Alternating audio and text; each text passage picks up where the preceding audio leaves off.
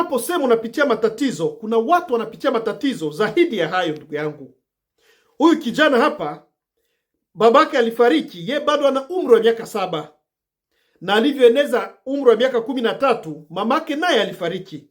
Ikabidi yeye aachiwe wa ndugu zake watatu. Hakukuwa na kitu kingine, aliamua kuacha shule, akaanza kutafutia wa ndugu zake pesa za kwenda shule na chakula kila siku. Lakini siku moja aliambia wa ndugu zake kwamba shule nimeacha ili niweze kuwalea nyinyi. Akaanza kubeba tofari na kubeba gunia za simenti. Siku moja yuko kwenye site ya kazi, alidondokewa na ukuta, ikabidi wamkate mguu moja.